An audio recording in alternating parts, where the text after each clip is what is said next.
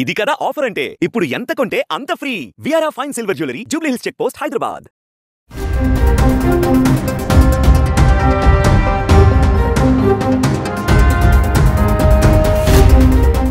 Singer Kalpana ప్రమాదం నుండి బయటపడ్డారు.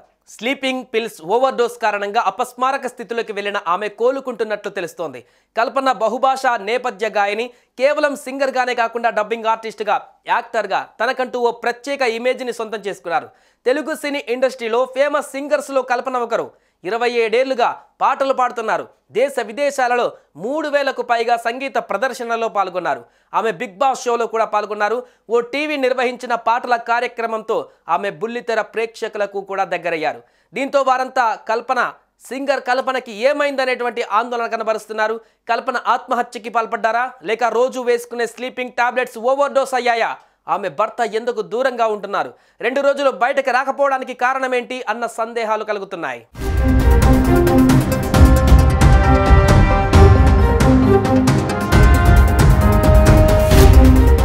సింగర్ కల్పన సంగీత కుటుంబంలోనే జన్మించారు. ఆమె తండ్రి టిఎస్ రాఘవేంద్ర ఫేమస్ సింగర్. ఆమె తల్లి సులోచన కూడా సింగర్నే. తమ్ముడు షికినా షాన్ కూడా ఒక ఒపెరా సింగర్. ఇలా అందరూ సింగర్సే. మాస్టర్ ఆఫ్ కంప్యూటర్ అప్లికేషన్స్ లో డిగ్రీ చేసిన కల్పన మధురై శ్రీనివాస్ వద్ద సంగీతంలో శిక్షణ పొందారు. 5 ఏళ్ల వయసులోనే అప్పట్లో సాలూరు వాసురావు చేకూర్చిన కుటుంబం సినిమాలో ఓ పాటని పాడారు. అప్పటి నుంచి సింగర్ గా రాణిస్తూ వచ్చారు. ఎన్నో వేల షోలు చేశారు. సింగర్ గానే కాకుండా యాక్టర్ గా కూడా రాణించారు కల్పన. చైల్డ్ ఆర్టిస్ట్ గా 30కి పైగా సినిమాలలో నటించారు. 3 ఏళ్ల వయసులో ఈనాడు అనే మలయాళ సినిమాలో యాక్ట్ చేశారు.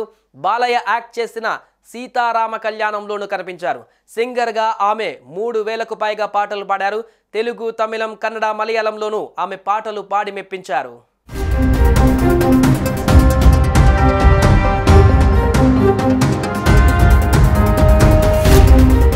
అద్భుతమైన గొంతులో ఎన్నో సూపర్ హిట్ సాంగ్స్ పాడి అలరించారు.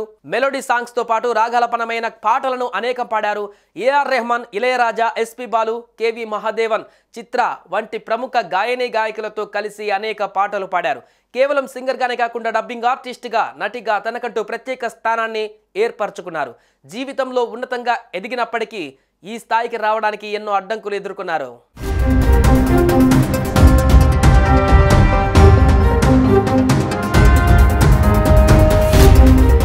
ఒకనొక స్టేజ్లో సూసైడ్ చేసుకోవాలనే డెసిజన్కి వచ్చారు సింగర్ కల్పన. ఓ ఇంటర్వ్యూలో మాట్లాడుతూ తన లైఫ్లో ఎదురైన పరిస్థితుల గురించి చెప్పారు.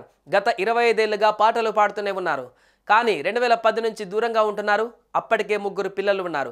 వారిని చదివించాలి, కానీ ఉద్యోగం లేదు. పాటలు పాడేందుకు ఒక్క అవకాశం కూడా రాలేదు. ఏం చేయాలో తెలియని పరిస్థితుల్లో సూసైడ్ చేసుకోవాలనుకున్నాను. కానీ ఆ సమయంలో సింగర్ చిత్రమ్మ నాకు ధైర్యం చెప్పింది. నువ్వు ఆత్మహత్య చేసుకోవడానికి పుట్టావా అంటూ నాకు ధైర్యం చెప్పి జీవితంలో ముందుకు వెళ్లేందుకు ప్రోత్సహించింది. పోటీ జరుగుతోంది, అందులో పాల్గొను అని చెప్పింది. దీంతో అందులో పోటీ చేశాను. అందులో ఎలాగైనా గెలవాలనుకున్నాను. కొందరు నన్ను ఇండస్ట్రీ పరువు తీస్తుందన్నారు. మా కుటుంబానికి కూడా చెప్పారు. కానీ అవేవి పట్టించుకోకుండా కష్టపడి ఆ పోటీలో గెలిచాను. ఒంటరి పోరాటం చేశాను.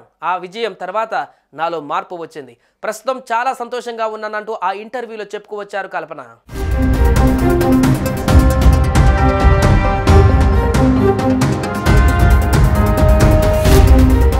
కల్పన భర్త ప్రసాద్ ప్రభాకర్ వ్యాపారవేత్త. ప్రస్తుతం ఆయనని పోలీసులు విచారిస్తున్నారు. ఆయన చెన్నైలోనే ఉంటున్నారట. తన 19 ఏళ్ల కూతురిని ఆయనే చూసుకుంటున్నట్టుగా తెలుస్తుంది. అయితే ప్రసాద్కి కల్పనకు మధ్య గొడవలు ఉన్నట్లు తెలుస్తుంది. సింగర్గా ఎదగడం నచ్చలేదని, దీంతో చాలా ఇబ్బంది పెట్టారని, ఆమెని కెరీర్ పరంగా ఎదగనీయకుండా చేశాడని, అందుకే ఆయనకు కల్పన దూరంగా ఉంటుందని గుసగుసలు వినిపిస్తున్నాయి. ఇప్పుడు కల్పన ఆత్మహత్య యత్నానికి పాల్పడిందా, ఆమె భర్తనే దానికి కారణమా అనేది అనుమానంగా మారింది. ప్రస్తుతం హాస్పిటల్లో కోలుకుంటున్న కల్పన నోరు విప్పితే అసలు విషయం బయటకు వస్తుంది.